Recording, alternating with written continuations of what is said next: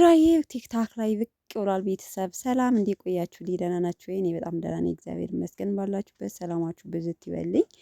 እንግዲህ ብራዬ ብቅ ብሏል ቲክታክ ላይ ስቶሪው ላይ ማለት ነው። ምንም ታጥቦ ጭቃ ቢሆንም ስራዬ ድንግላት ለኝ ጥላ ከለላዬ እያለ እንግዲህ ያው ዛሬ በኦርቶዶክስ እምነት ተከታዮች ዛሬ እመቤታችን ማርያም ናት፣ የዓመቷ ናት እና በጣም ደስ ይላል። አንዳንዴ እውነት ለመናገር ማንኛውንም እምነት ተከታዩ ስትሆኑ ፍቅሩ ሲገባችሁ እንባ ነው የሚተናነቃችሁ። እናንተ ያላሰባችሁበት ደረጃ ስትደርሱ፣ በአጭር ጊዜ ውስጥ ስኬታማ ስትሆኑ፣ ለምናችሁ ሲደረግላችሁ እኔ እንጂ አላውቅም።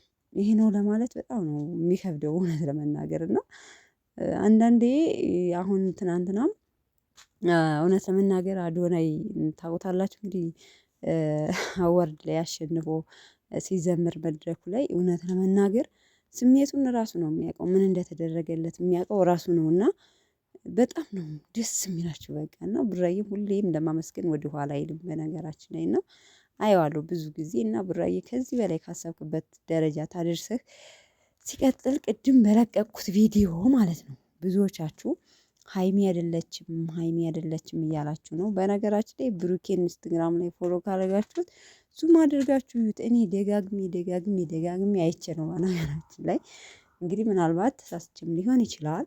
ሰው ግን እኔ ሀይሚ ናት ብዬ ነው የማስበው። እና ብዙዎቻችሁ አረ ሀይሚ አይደለችም እንዲህ ሀይሚና ይቺ ምን አገናኛቸው ምናምን ስትሉ ነበረ።